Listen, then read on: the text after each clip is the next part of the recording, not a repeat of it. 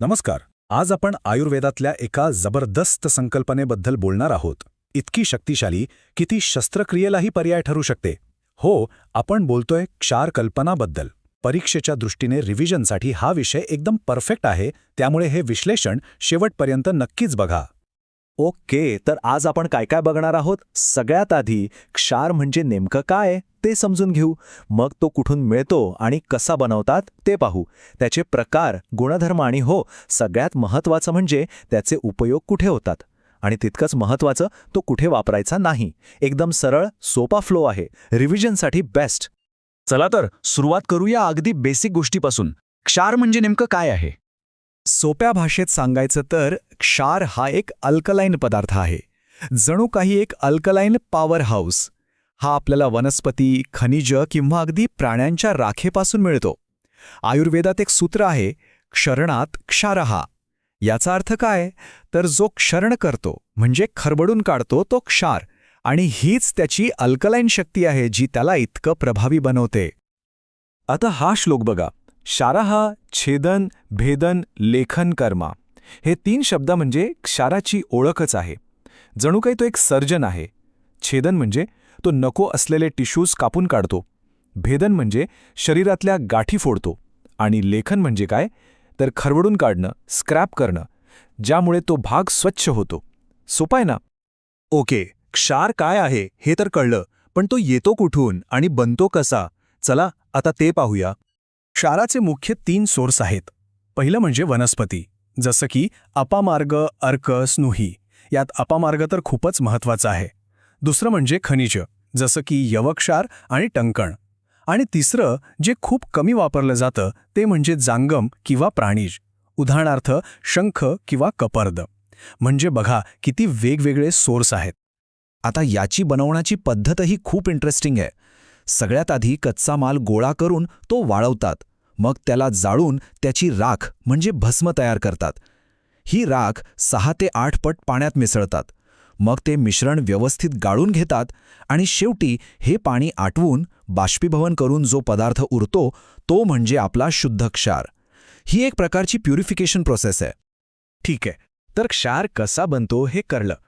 आता वळूया त्याच्या प्रकार आणि गुणधर्मांकडे, कारण हेच तर ठरवतात की तो कुठे आणि कसा वापरायचा. वापरानुसार क्षाराचे 2 मुख्य प्रकार पडतात. पहिला आहे पानीय क्षार. नावाप्रमाणेच हा पिण्यासाठी म्हणजे पोटात घेण्यासाठी असतो. हा पूर्ण शरीरावर काम करतो. आणि दुसरा आहे प्रतिसारणीय क्षार. हा बाहेरून लावण्यासाठी असतो. म्हणजे समजा एखाद्या जागेवर गाठ असेल तर फक्त तिथेच शलाकेने लावला जातो. एकदम लोकल ॲक्शन. त्याच्या शक्तीनुसार पण त्याचे 3 प्रकार आहेत. मृदू म्हणजे माइल्ड, मध्यम म्हणजे मॉडरेट आणि तीक्ष्ण म्हणजे एकदम स्ट्रॉंग. रोगाची तीव्रता आणि रुग्णाची प्रकृती बघून ठरवलं जातं की कोणता क्षार वापरायचा. आता याचे गुणधर्म बघूया. परीक्षेसाठी हे खूप महत्त्वाचं आहे. तर रस आहे कटू म्हणजे तिखट. गुण आहेत लघु आणि तीक्ष्ण म्हणजे हलका आणि शाप. वीर्य आहे उष्ण आणि विपाकसुद्धा कटूच आहे. या सगळ्या गुणधर्मांमुळे तो काय करतो? तर कफ आणि वात दोषांना शांत करतो. म्हणूनच त्याला कफ वातहर म्हटलं आहे. बरं, इतकी सगळी तयारी झाली. आता बघूया की हे सगळं प्रॅक्टिसमध्ये कसं वापरलं जातं. म्हणजे क्षाराचे चिकित्सेत नेमके उपयोग काय आहेत. याचे उपयोग खूप आहेत. अर्श म्हणजे पाईल्स, भगंदर म्हणजे फिश्चुला, यावर तर क्षारक्रम खूप प्रसिद्ध आहे. एवढंच नाही तर अर्बुद म्हणजे ट्यूमर, अश्मरी म्हणजे स्टोन्स आणि ग्रंथी म्हणजे सिस्ट, यावरही तो खूप प्रभावी आहे. थोडक्यात जिथे जिथे छेदन, भेदन, लेखन कर्माची गरज आहे तिथे क्षार वापरला जातो. आणि हो, कफामुळे होणाऱ्या आजारांवर तर तो उत्तमच आहे. पण एक गोष्ट लक्षात ठेवायला हवी, क्षार खूप शक्तिशाली आहे आणि म्हणूनच तो कुठे वापरायचा नाही हे माहीत असणं जास्त महत्त्वाचं आहे. चला त्याचे कॉन्ट्राइंडिकेशन्स बघूया.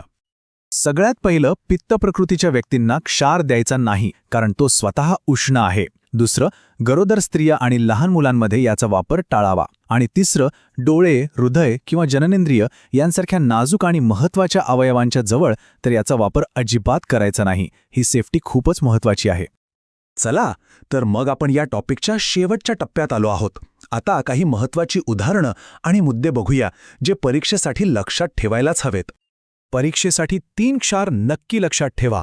अपमार्ग क्षार, यवक्षार आणि टंकण क्षार. अपमार्ग क्षार त्याच्या शोधन गुणांसाठी ओळखला जातो, यवक्षार त्याच्या अल्कलाईन शक्तीसाठी आणि टंकण क्षार त्याच्या सौम्य क्रियेसाठी. हे 3 म्हणजे क्षार कल्पनेचे स्टार्स आहेत. तर आता सगळं ऐकल्यावर एक प्रश्न नक्कीच मनात येतो.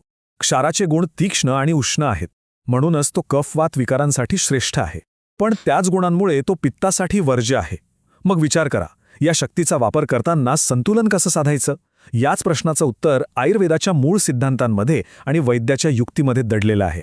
यावर नक्की विचार करा. याने तुमचा अभ्यास अजून पक्का होईल.